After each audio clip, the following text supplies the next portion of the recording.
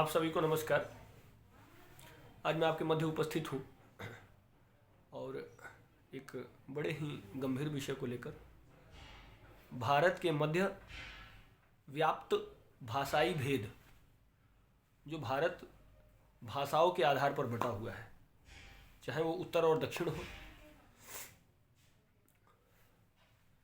जब भी तमिलनाडु में कोई हिंदी भाषी जाता है तो एक जो वहाँ पे प्रत्यक्ष रूप से जो द्वेष दिखता है हिंदी भाषाओं के प्रति, हिंदी भाषियों के प्रति, या जब यहाँ पे तमिल के व्यक्ति आते हैं या कर्नाटक के या मलयालम के और वो सामंजस्य नहीं बन पाता, तो ये जो भाषाई भेद है, ये जो भारत में व्याप्त भाषाई भेद है, आज मैं इस विषय को लेकर आपके मध्य उपस्थित हूँ।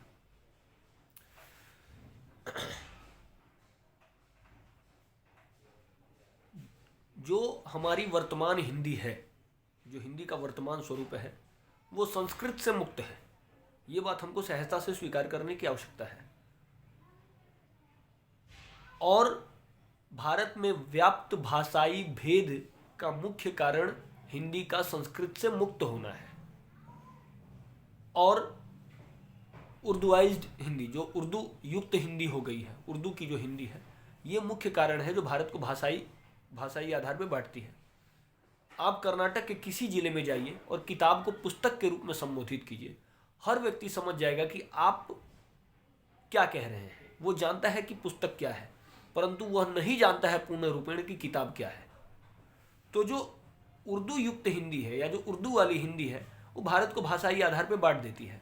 परंतु जो संस्कृत युक्त हिंदी है, उससे कहीं पूरे उत्तर से लेके दक्षिण, पूरब से लेके पश्चिम, कहीं कोई दिक्कत नहीं है। आप पेड़ को वृक्ष के रूप में संबोधित कीजिए, तमिलनाडु, केरल, मलयालम भाषी हो या तेलुगु भाषी हो या कन्नड़ भाषी हो, हर व्यक्ति समझ जाएगा कि आप क्या कह रहे हैं। तो हर भाषाओं के मूल में संस्कृत है। ये बात हमको समझने की आवश्यकता है कि जितनी भी भाषाएं हैं उसके मूल में संस्कृत है। संस्कृत पूरे भारत को जोड़ देती है। जो बार बार भाषा के आधार पर पूरे भारत को जोड़ने की बात चल रही है, तो कुछ और नहीं है, वो केवल और केवल संस्कृत है। संस्कृत यूनिफाई भारत को भाषाई आधार पे संस्कृत जोड़ता है। अब यहीं पे इसके विपरीत जब जाते हैं तो उर्दू जो है भारत को भाषाई आधार पे बांटता है। उर्दू भारत को भाषाई आधार पे बांटने का काम करता है।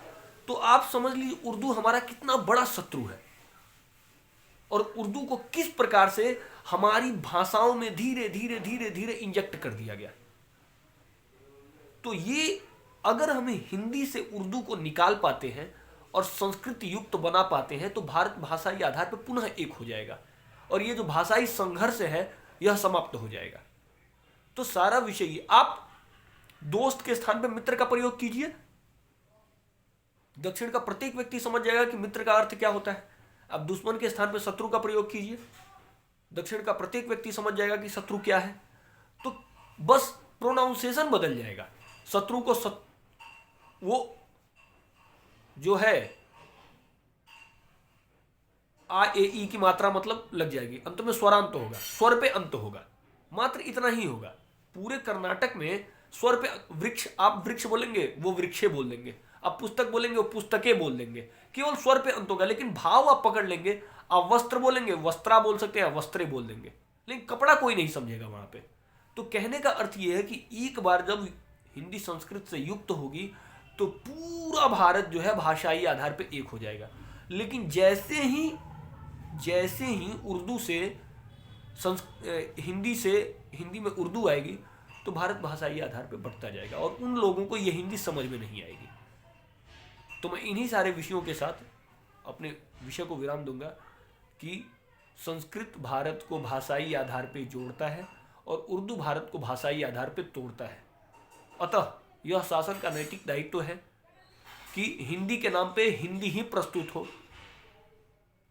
अर्थात संस्कृत प्रस्तुत हो, हिंदी के नाम पे उर्दू ना परोसा जाए, क्योंकि उर्दू बार बार भारत को तोड़ने का कार्य कर रहा है और यह सुनियोजित तरीके से चल रहा है। इसमें बॉलीवुड का ही बड़ा योगदान है। बॉलीवुड ने हिंदी के नाम पे हमेशा उर्दू को ही परोसा है। अपने प्रारंभ से ही बॉलीवुड ने हिंदी के नाम पे उर्दू को ही परोसा है। पूरा तंत्र जो है हिंदी के नाम पे उर्दू को परोसने में लगा हुआ है। तो हमारा कहना यही है कि हिंदी के नाम पे हिंदी को प्रस्तुत किया जाए, ना कि उर्दू को। मैं इन्हीं सारे विषयों के साथ अपने विषय को विराम दूंगा। सादर धन्यवाद।